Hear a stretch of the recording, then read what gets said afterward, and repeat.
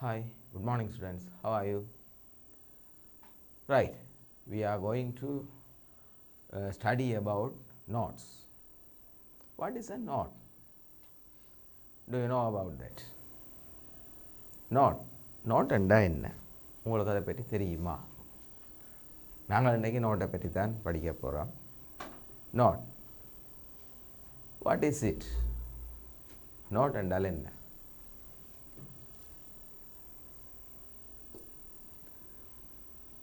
Not for students. நாங்கள் இன்றைக்கி பார்க்க போகிறது மாணவர்களுக்கான நோட் குறிப்புகள். What is a note? Note is a medium of ideas or message which we share with others. நாங்கள் எங்களுடைய செய்திகளை வேறொருவரோட பகிர்ந்து கொள்வதற்காக நாங்கள் பயன்படுத்துகிற ஒரு ஊடகம். உங்களுக்கு இப்போ ஞாபகம் வரும், ஒரு டவுட் வரும், அப்போ லெட்டர்ஸ் என்றா என்ன, நோட்ஸ் என்றா என்ன? உண்மையிலேயே லெட்டர், நோட் ரெண்டுமே எழுத்து மூலமாக நாங்கள் எங்களுடைய மெசேஜை இன்னொரு ஆளுக்கு பாஸ் பண்ணுறதுக்கான ஒரு ஊடகமாக தான் இருக்கும். ஆனால் லெட்டர்ன்றது விரிவானதாக ஆழமான செய்திகளை அல்லது பல செய்திகளை தாங்கியதாக இருக்கும் லெட்டர். ஆனால் இந்த நோட் வரைக்குள்ள நோட் எப்பவுமே மிக குறுகியதான ஒரு குறிப்பிட்ட ஒரு செய்தியை பரிமாறிக்கொள்கிறதுக்கு அல்லது ஒரு செய்தியை அறிவிக்கிறதுக்காக நாங்கள் பாவிக்கிறது தான் இந்த நோட்.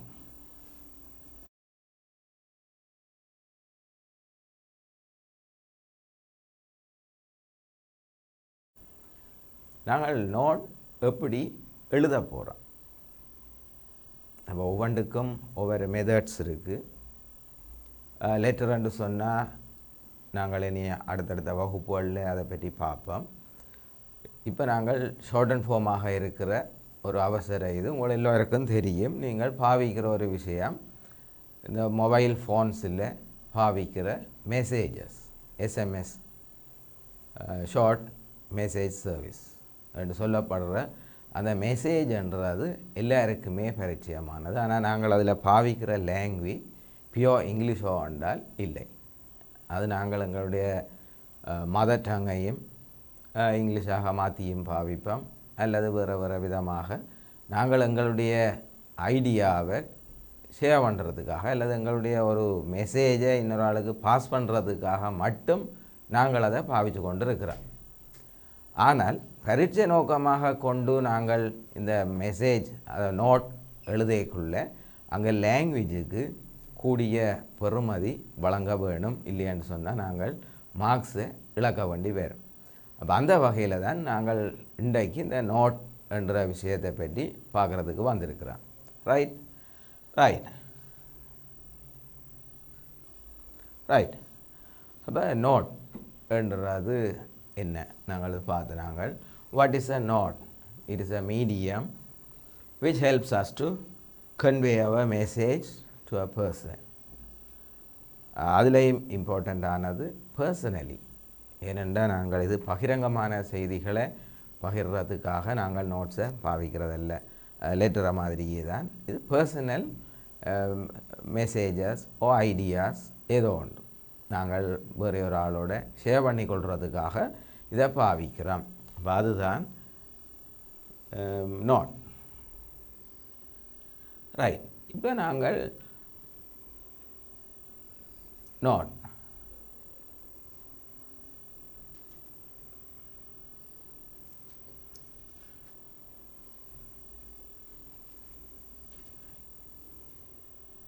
ரைட் இப்போ நாங்கள் நோட்டை பற்றி பார்க்க வரைக்குள்ள இந்த நோட்டண்டா என்ன பார்த்துருக்குறோம். வென், எப்போது. அப்போ இந்த நோட் நாங்கள் எப்போ எழுதுகிறோம் என்றது மென்ஷன் பண்ணப்பட்டிருக்க வேண்டும்.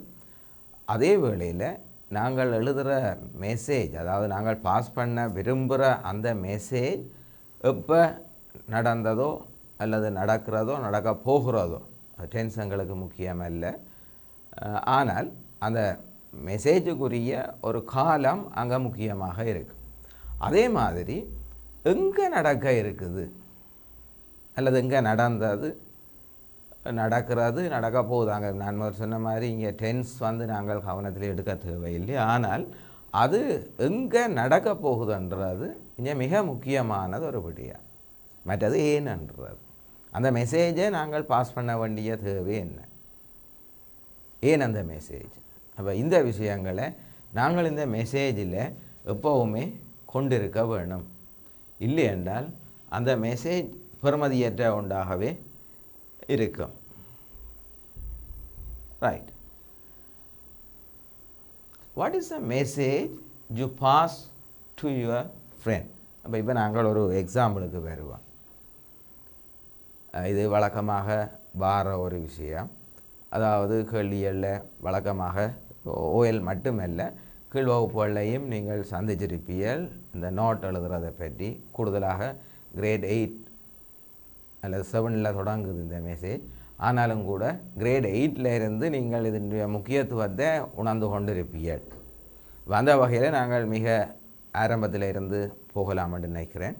அப்போ அந்த வகையில் இந்த மெசேஜ் நீங்கள் பார்த்தால் அவர்கள் ஒரு மெசேஜ், என்ன மெசேஜ், உங்களால் ஃப்ரெண்டுக்கு ஷேர் பண்ணப்பட வேண்டிய மெசேஜ் என்ன, அப்போ அந்த மெசேஜ் என்ன. அப்போ உதாரணத்துக்கு எடுத்தால் உங்களோட ஃப்ரெண்ட் இன்றைக்கு ஸ்கூலுக்கு அட்டென்ட் பண்ண இல்லை, ஆனால் அங்கே ஒரு அனௌன்ஸ்மெண்ட் ஒன்று விடுக்கப்பட்டிருக்குது. இந்த ஜூனியர் ப்ரீஃபெக்ட்ஷிப் அதுக்கான ஒரு இன்டர்வியூ நடக்க இருக்குது. அப்போ அந்த மெசேஜ் உங்களுடைய ஃப்ரெண்டுக்கு தெரியாது. அப்போ நீங்கள் இமீடியட்டாக அந்த மெசேஜை உங்களோட ஃப்ரெண்டுக்கு தெரியப்படுத்த வேண்டி இருக்குது. அப்போ தெரியப்படுத்த வேண்டிய அந்த மெசேஜ் எப்படி நீங்கள் அந்த மெசேஜை உங்களோட ஃப்ரெண்டுக்கு கொண்டு போக போகிறீங்க. அப்போ இப்போ நாங்கள் பார்த்தோம்னு சொன்னால் இந்த மெசேஜ்ன்றது எப்படி கொண்டு போகப்படும். நீங்கள் எழுதி அவர் வந்து போகிற ஒரு இடத்திலே அதை அவர் பார்க்கத்தக்கதாக வைக்கலாம், அல்லது பை ஹேண்டாக உங்களோட ஃப்ரெண்டு இன்னொரு ஃப்ரெண்டு கூடாகவோ அல்லது உங்களுடைய ரிலேஷன்ஸு கூடாகவோ அல்லது அவருடைய ரிலேஷன்ஸு கூடாகவோ நீங்கள் அதை அவருடைய கையில் கிடைக்கக்கூடிய மாதிரி செய்யலாம். அது எப்படி என்றது நீங்கள் அந்த சூழ்நிலைக்கு ஏற்ற மாதிரி தீர்மானிப்பீர்கள். இருந்தாலும் எழுத வேண்டியது என்ன, அதுதான் நாங்கள் இன்றைக்கு பார்க்க வேண்டிய விஷயமும் எங்களுக்கு தேவையான விஷயம். அது எப்படி பாஸ் பண்ணுறீங்கன்றது முக்கியமில்லை. அப்போ என்ன மெசேஜை நீங்கள் கொடுக்க போகிறீர்கள், அதை எப்படி எழுதி கொடுக்க போகிறீங்க, அப்போ இதுதான் அங்கே முக்கியமான விஷயம். அப்போ இன்றைக்கு நாங்கள் இங்கே பார்க்குற விஷயம், அந்த ஜூனியர் ப்ரிஃபெக்ட்ஷிப்புக்கான ஒரு இன்டர்வியூ நடக்க போகுது. அப்போ அந்த இன்டர்வியூவில் ஃபேஸ் பண்ணுறதுக்காக உங்களுடைய ஃப்ரெண்டுக்கு நீங்கள் ஒரு மெசேஜ் அனுப்ப வேணும். அப்போ அந்த மெசேஜை தான் நாங்கள் இப்போ பார்க்குறோம். அப்போ அந்த மெசேஜை எப்படி நீங்கள் எழுத போகிறீங்க, how to you start your message, எப்படி உங்களுடைய மெசேஜை எழுதுறதுக்கு ஸ்டார்ட் பண்ண போகிறீர்கள். இப்போ நாங்கள் லெட்டரில் பார்த்து நாங்கள் லெட்டரில் put the address on the right hand side of the top corner of the paper. இப்போ பேப்பரிൻ്റെ வலது பக்க மேல் மூலையில் அட்ரஸ் போடுங்கன்றது நீங்கள் அது தமிழ்லையும் அதே மாதிரி தான் பார்த்துருக்கிறீர்கள், இங்கிலீஷ்லையும் அதே மாதிரி கேள்விப்பட்டிருப்பீர்கள். நாங்கள் அது சம்பந்தமாக டீப்பாக பிறகு பார்க்க இருக்கிறோம். அதனுடைய நான் இப்போ இந்த இடத்துலேருந்து அடுத்த ஸ்டெப்புக்கு போக இருக்கிறேன். Put the date on right hand side top corner. இப்போ டேட் முக்கியமானது. ஏன் இந்த டேட் முக்கியமானது? இப்போ நீங்கள் ஒரு நோட் அனுப்புறீர்கள், அது ஒரு முக்கியமான விஷயம் என்றதுக்காகத்தான் அனுப்புறீர்கள் அந்த நோட்டை. அப்படி அனுப்பிக்குள்ள அவருடைய கையிலே அந்த நோட் கிடைக்கக்குள்ள நீங்கள் அனுப்பின விஷயம் எப்போ நடக்க போகுது என்றதை அவர் அறிஞ்சு கொள்றதுக்கு இந்த டேட் தான் உதவியாக இருக்கும். ஏனென்றால் நீங்கள் நோட்டுக்குள்ளே டேட் பெரிய அளவுக்கு மென்ஷன் பண்ணாட்டிலும் கூட அவர் இந்த டேட்டை வச்சு கண்டுபிடிக்கலாம் இந்த நோட் எப்போ எழுதப்பட்டது, அப்போ நீங்கள் நாளை மறுதினம் என்று சொல்லி நோட்டுக்குள்ளே டேர்ம்ஸை பாவிக்க வலிக்கிட்டால் அவருக்கு அந்த நாளை எப்போன்றது தெரியாமல் போகும், அல்லது நாளை மறுதினம்ன்றது எப்போன்று தெரியாமல் போகும். அதுக்காகத்தான் இந்த டேட் மோஸ்ட் இம்பார்ட்டன்ட். இந்த டேட் நீங்கள் கண்டிப்பாக போட்டே ஆக வேணும். அடுத்தது ரைட் அ ஷார்ட் salutation, அதாவது விழிப்பு. இதுவும் மிகச் சுருக்கமாக நீங்கள் டிரெக்டாகவே உங்களுடைய ஃப்ரெண்டோ அல்லது நீங்கள் அந்த மெசேஜை யாருக்கு சென்ட் பண்ணணுமென்று டிசைட் பண்ணினீங்களோ அவருடைய பேரை நீங்கள் போடலாம், அல்லது அவருடைய நிக்நேம் அதாவது செல்ல பேரை நீங்கள் பாவிக்கலாம், அல்லது நீங்கள் அவரை எப்படி அழைக்கிறீங்களோ அதையே பாவிக்கலாம், மிகச் சுருக்கமாக பாவிக்கலாம். அங்கே எந்த விதமான மரியாதைக்குரிய சொல்லுகள் அல்லது அலங்காரங்கள் எதுவும் தேவையில்லை, அப்படியே நேரடியாக நீங்கள் அவரை விളിக்கலாம். அடுத்தது ரைட் யுவர் மெசேஜ், உங்களுடைய மெசேஜை எழுத வேணும். அப்போ இந்த மெசேஜ் எழுதுறது என்றது எப்படி இருக்க வேணும்? ஷார்ட் அண்ட் ஸ்வீட் என்று சொல்லுவார்கள். மிக சுருக்கமாக அதை விட மிக தெளிவாக அது இருக்க வேணும். நீங்கள் எழுத போகிற விஷயம் ஒரு தெளிவான செய்தியை, நீங்கள் விரும்பின அந்த செய்தியை அவர் அறிஞ்சு கொள்ளக்கூடிய மாதிரி இருக்க வேணும். அப்போ இந்த மெசேஜில் நாங்கள் கவனிக்க வேண்டிய அந்த பாடி என்றது இதுதான் மெசேஜ். அப்போ அந்த பாடி எப்போவுமே கிளியராக இருக்க வேணும். ஃபெமிலியர் வேர்ட்ஸ், அதாவது டிக்ஷனரியை பார்த்து தான் மீனிங் கண்டுபிடிக்க வேணும் என்ற மாதிரியான ஹார்ட் வேர்ட்ஸை நீங்கள் அங்கே யூஸ் பண்ணினால் அது உங்களுடைய நோக்கத்தை, உங்களுடைய டார்கெட் அங்கே வீக்காக்கப்படும். எனவே நீங்கள் அதை simple words and simple sentences. So நீங்கள் இது மிக இலகுவான எளிய மொழிநடையில், மிக எளிய மொழிநடையில் உங்களுடைய ஃப்ரெண்டுக்கு அது விளங்கத்தக்கதாக எழுதலாம்.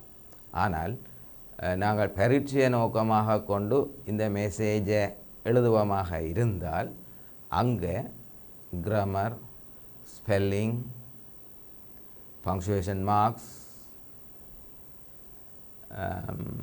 vocabulary, form of sentence or formation of sentence, இவ்வளோ விஷயமும் அங்கே பார்க்கப்படும்.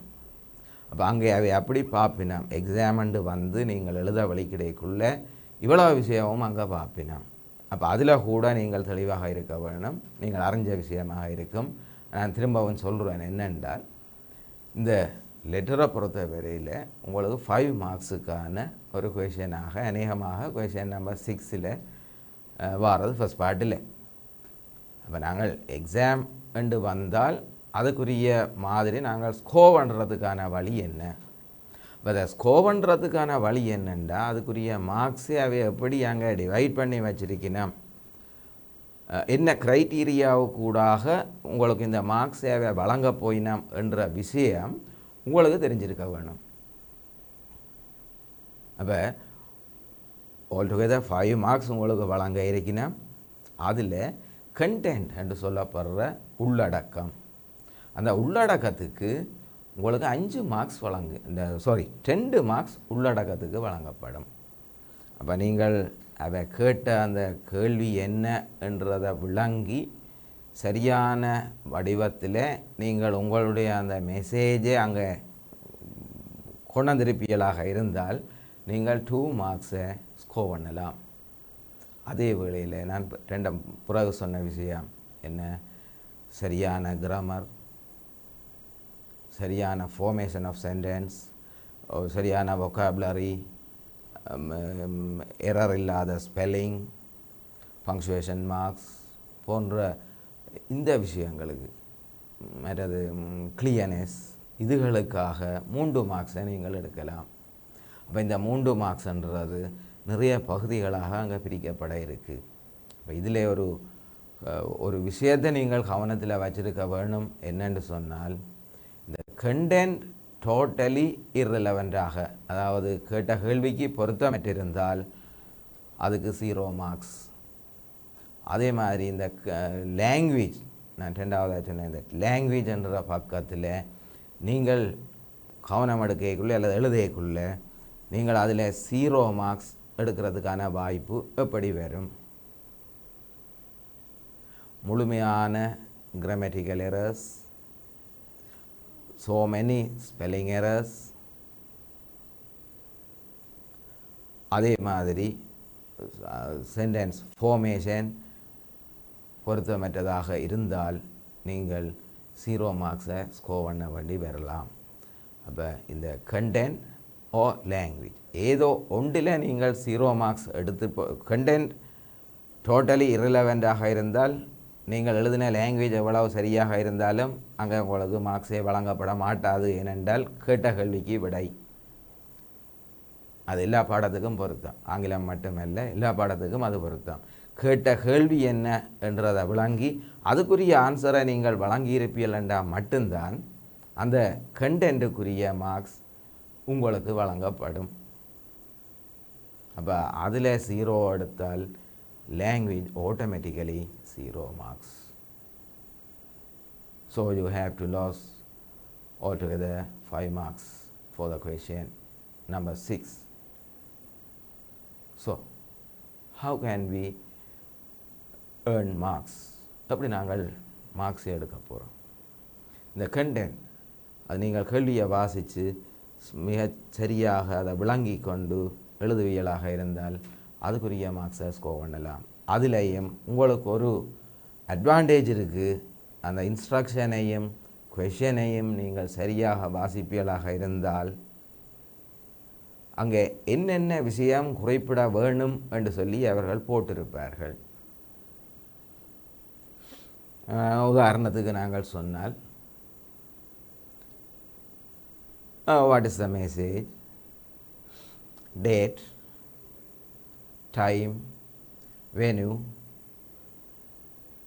என்று சொல்லி அங்கே எல்லாடி ரெக்யர்மெண்ட்ஸ், வேண்டுதல்கள் அல்ல வேண்டுகோள்கள் என்ன போன்ற விவரங்கள் அங்கே கேட்டிருப்பார்கள். அநேகமாக 4 அல்லது 5 விஷயம் கேட்பினோம். அப்போ அந்த 5 விஷயத்தையும் நீங்கள் கவனத்தில் எடுத்து சரியான முறையில் அங்கே ப்ரெசென்ட் பண்ணுவீங்களாக இருந்தால் உங்களுக்கு அந்த 2 மார்க்ஸை ஸ்கோர் பண்ணுறதுல எந்த கஷ்டமும் இருக்காது. இப்போ லாங்குவேஜுக்கு வருவோம்.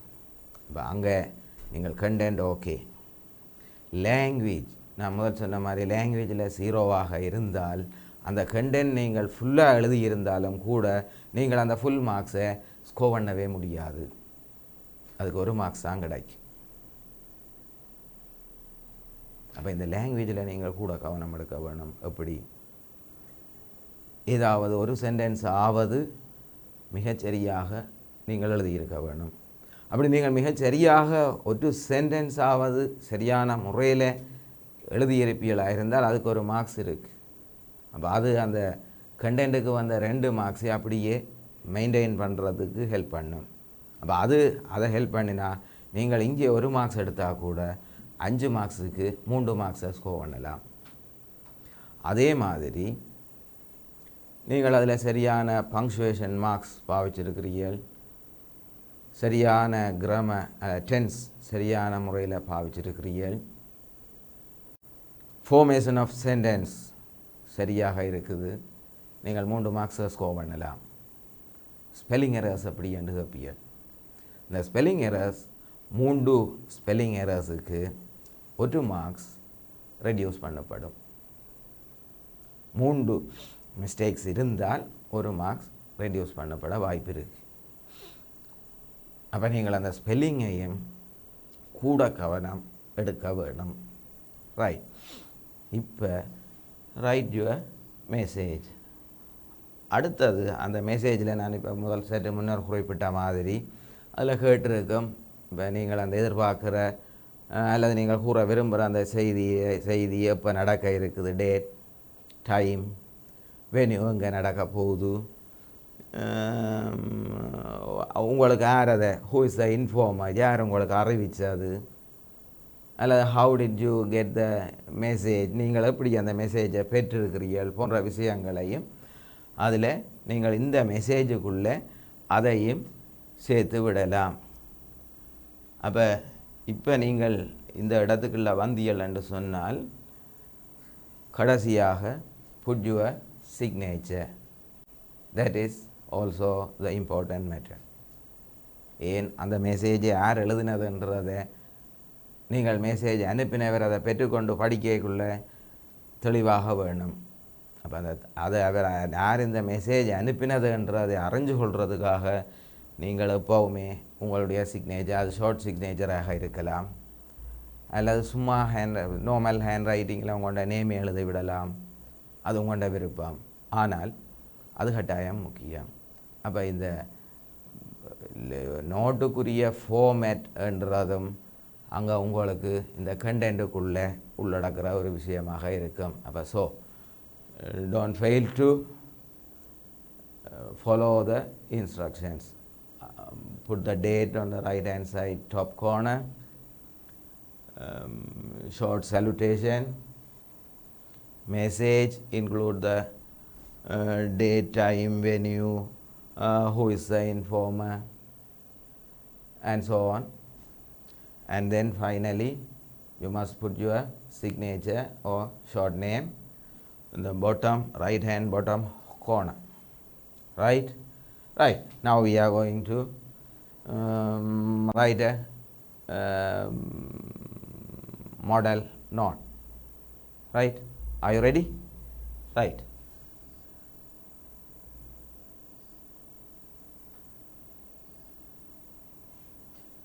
Right. Put the date first, then put the receiver's name here. Right. You can start like this. If you wish to apply for the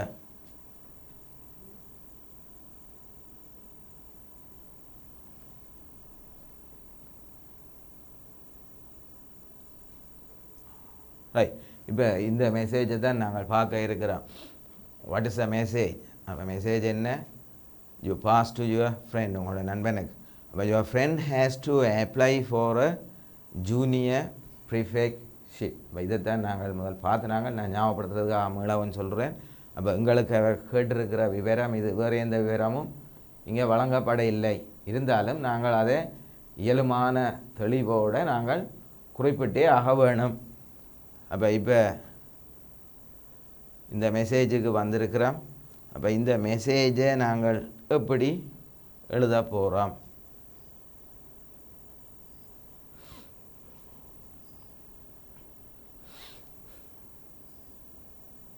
right. அப்போ இதுதான் அந்த மெசேஜ். நீங்கள் இப்போ ஸ்க்ரீனில் பார்க்குறது தான் அந்த மெசேஜ். அங்கே டேட் போடப்பட்டிருக்குது. இப்போ எழுதுகிற 2 யாருக்குன்னு சொல்லி ஹாய் மணி மிக ஷார்ட்டாக போடப்பட்டிருக்குது. அடுத்தது அந்த மெசேஜ் சொல்லப்பட்டிருக்குது. எப்படி சொல்லப்பட்டிருக்கு? If you wish to apply for junior prefect you should attend a meeting on Monday the 3rd December 2020. Here is a mistake. In the school main hall at 10:30 a.m. அப்போ இந்த message நான் முதல் குறிப்பிட்ட மாதிரி what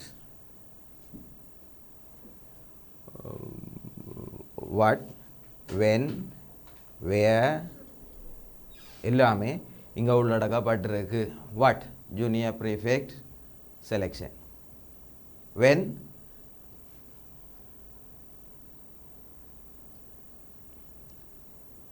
Monday 3rd December 2020 at 10:30 a.m. Where? School main hall. Venue. School main hall. Right. Purpose for the meeting. அந்த மீட்டிங்குக்கான நோக்கம் இங்கே குறிப்பிட்டிருக்கிறார். எப்படி? The purpose of the meeting is to make the students aware of the interview procedure. இங்கே நோக்கம் வை, ஏன் அந்த meeting ஏன் நடக்க போகுது குறிப்பிடப்பட்டிருக்கு. இங்காலே அவர் ஃப்ரெண்ட்ஷிப் அடிப்படையில் அவருக்கு ஒரு ரிக்வெஸ்ட்டும் வைக்கிறார். So don't fail to be there, அங்கே இருக்க தவறாதை, கட்டாயம் வா என்ற மீனிங்கில். அப்போ இந்த பாவித்த டேர்ம்ஸை பாருங்கோ. Don't fail to be there நாங்கள் வழக்கமாக எப்படி பாவிக்கிறோம்? நாங்கள் அது you must come to the meeting என்று பாவிப்போம். You have to attend the meeting என்று பாவிப்போம். அப்போ இப்படியானதுகளை நாங்கள் இந்த ரிட்டன் ஃபார்ம்ஸில் இப்போ நாங்கள் கதைக்கேக்குள்ளே வேணுமெண்டா சொல்லலாமே, அவருக்கு நீ கட்டாயம் மீட்டிங்குக்கு வா. ஆனால் எழுதைக்குள்ளே அதை தவிர்க்க வேணும். டோன்ட் ஃபெயில், தவற விடாதே. அப்போ நாங்கள் இப்படியான டேர்ம்ஸை பாவிக்கிறதுக்கு தேடி கேட்டுக்கொள்ளணும். அங்கே கீழே ஷார்ட் சிக்னேச்சர் வச்சுருக்கிறார். அவருடைய பேர் என்னவோ தெரியாது. அங்கே சராண்டு வச்சிருக்கிறார். ஏன் மணிக்கு விளங்கினா சரி. அது யார் இந்த நோட்டை அனுப்பினதுன்றது அது அவருடைய ஃப்ரெண்டுக்கு இது விளங்குமாக இருந்தால் okay, right.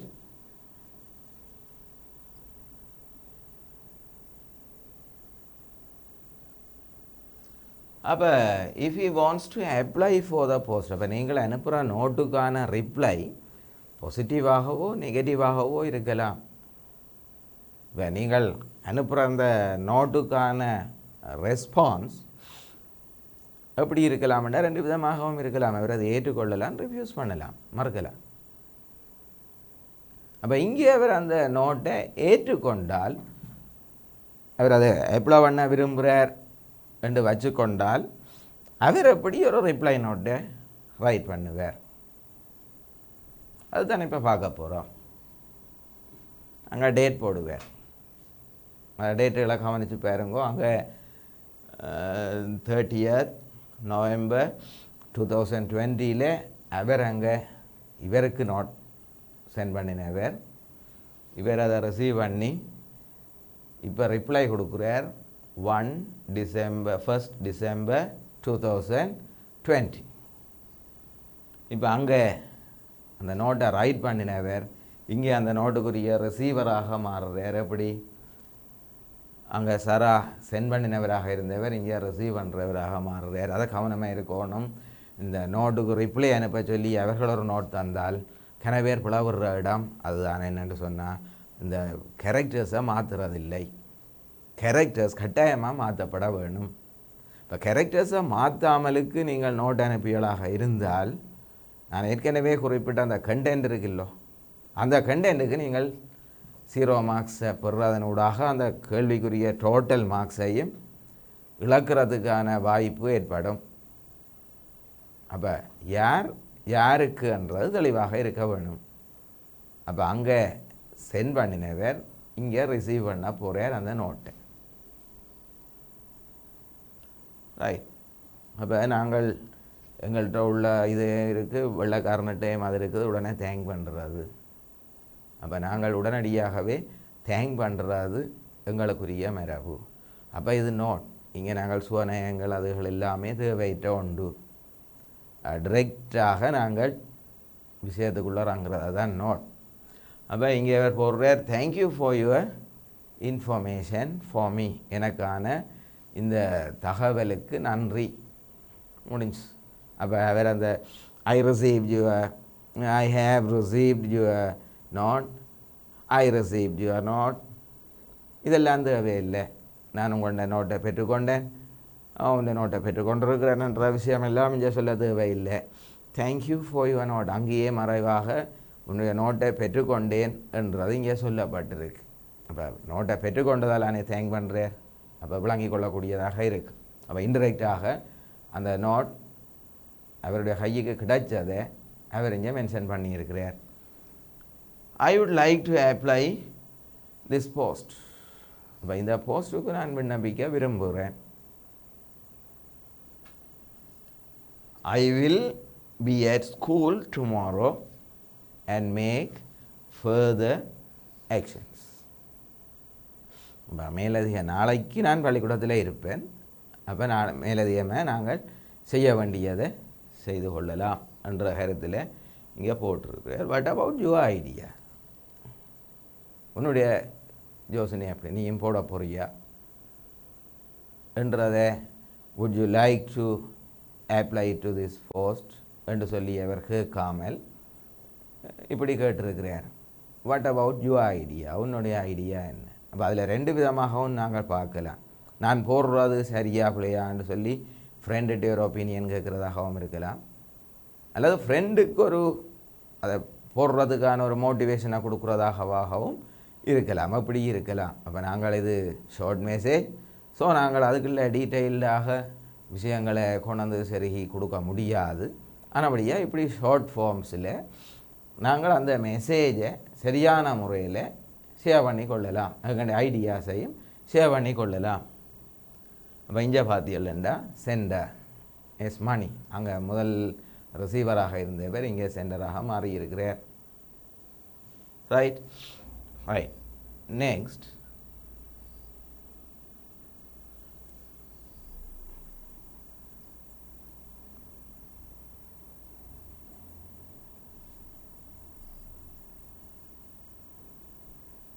if it doesn't want to apply, அவர் அதை அப்ளை பண்ணுறதுக்கு விரும்ப இல்லை, அதுக்கு அவர் எப்படி நோட் அனுப்பியிருப்பார்? யோசிச்சு பாருங்க. ஏனென்றால் கேள்வியல் பலவிதமாக மாற்றி மாற்றி வரலாம். ஏனென்றால் இங்கிலீஷ் லாங்குவேஜை பொறுத்த வரையில் இப்படியான கேள்விகள்ன்றது மிக குறுகின ஒரு பரப்புக்குள்ளே உள்ளடங்கின விஷயம். அப்போ இதிலே அவர்கள் கேட்க ட்விஸ்ட் பண்ணுவார்கள், கேள்வியை திருப்பி திருப்பி வடிவங்களை கொஞ்சம் கொஞ்சம் மாற்றி உங்களை கேட்டு குழப்ப பார்ப்பினா நீங்கள் தெளிவாக இருக்கணும் இது என்ன விஷயம். அப்போ அடிப்படையில் தெளிவாக இருக்க வேண்டிய விஷயம் என்னென்றால் நோட்டண்டா என்ன, அதை எப்படி எழுதுறது, இவ்வளவும் தெரிஞ்சிருக்குமாக இருந்தால் அதுக்கு என்ன லாங்குவேஜ் பாவிக்கிறது, இவ்வளவும் தெரிஞ்சிருக்குமாக இருந்தால் நீங்கள் அவர் எந்த வடிவத்தில் கேட்டாலும் நீங்கள் அந்த வடிவத்தில் சரியான முறையில் எழுதி மார்க்ஸை ஸ்கோர் பண்ணக்கூடியதாக இருக்கும். இது பரீட்சை மையம். பரீட்சைக்கு அப்பால் எங்களுடைய லைஃப்பில் கூட இப்படியான தேவைகள் நிறைய வாரது உங்களுக்கு தெரியும். நீங்கள் ஃபோனில் அப்படியே தமிழையே இங்கிலீஷ் லேட்டர்ஸால் டைப் பண்ணி அனுப்புகிறது தான் இப்போ கூடுதலான ஆக்களின் வழக்கமாக இருக்குது. ஆனால் நீங்கள் இதை கற்கிறதன் ஊடாக இப்போ ஒரு வேற்றுமொழி பேசுகிற ஒரு நிறுவனத்தில் உங்களுடைய ஃப்யூச்சர் அமைஞ்சிருக்குது என்று சொன்னால் அவர்களுக்கு நாங்கள் எங்கள்ட தமிழை அப்படியே மாற்றி அனுப்ப முடியாது. அப்போ இன்றைக்கு இந்த நோட் லெட்டர்ஸ் நோட் எல்லாத்தினுடைய பயன்பாடுகளும் இன்றைக்கு கிட்டத்தட்ட இல்லை என்ற கட்டத்துக்கு வந்து கொண்டு இருக்குது. என்னென்னு சொன்னால் அட்வான்டேஜஸ் ஆஃப் த டெக்னாலஜி. இந்த டெக்னாலஜியின் வளர்ச்சி எங்கண்ட இந்த எழுத்து வடிவங்கள தேவைகளை குறைச்சி கொண்டிருந்தாலும் அந்த வடிவங்கள் மாற இல்லை. நாங்கள் இமெயிலுக்குள்ளால் லெட்டர்ஸ் அனுப்ப வேண்டியிருக்கும், மெசேஜஸ் பாஸ் பண்ண வேண்டியிருக்கும். அப்போ எங்களுக்கு இந்த மெசேஜ்ன்றது மிக இம்பார்ட்டண்ட்டான ஒரு விஷயம் எங்களுடைய லைஃபுக்கு. இப்போ நாங்கள் பரீட்சைன்றதுக்கு அப்பால் எங்களுடைய வாழ்க்கைக்காக நாங்கள் நிறைய விஷயத்தை தேடி வச்சுக்கொள்ள வேணும். அதே வேளையில் நாங்கள் பரீட்சையிலே எப்படி மார்க்ஸை ஸ்கோர் பண்ணலாம் என்றதையும் கவனத்திலே எடுக்கத்தான் வேணும். அப்போ அதுக்காகத்தான் நான் இந்த டாப்பிக்கை முதல் தொடங்குறேன்னு உங்களுக்கு. ரைட், இப்போ அங்கே டேட் போட்டாச்சு.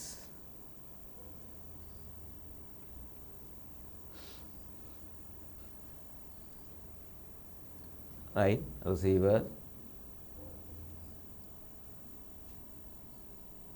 ரைட், இப்போ ஃபினிஷ் பண்ணியாச்சு. எப்படி டேட் போட்டிருக்கு, ரிசீவர் சல்யூட்டேஷன் போடப்பட்டிருக்கு. இங்கே பார்த்தீங்கன்னா thank you for your important message, இந்த முக்கியமான செய்திக்கு நன்றி. அது நீங்கள் அதை ரிஃப்யூஸ் பண்ணுறதாக இருந்தாலும் சரி, அக்செப்ட் பண்ணுறதாக இருந்தாலும் சரி, எதுவாக இருந்தாலும் சரி, தேங்க் பண்ண வேண்டியது ஒன்றை நீங்கள் பெற்றுக்கொண்டிருந்தால் அதுக்கு தேங்க் பண்ண வேண்டியது ஒரு கடமை.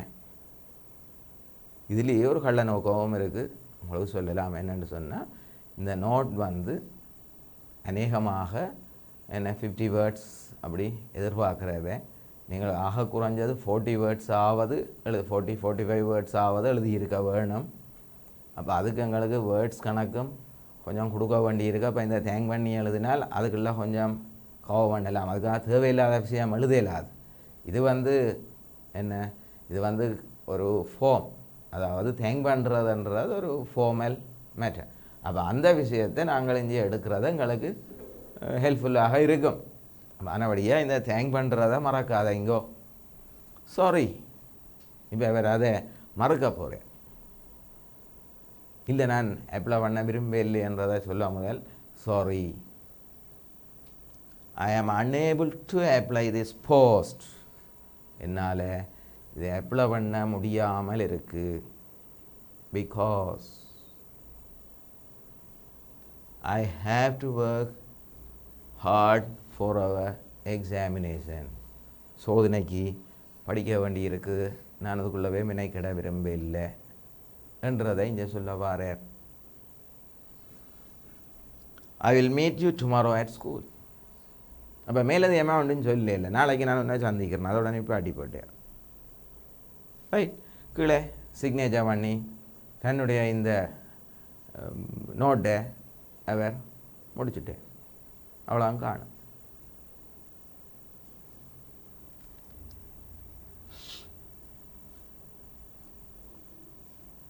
ரைட்,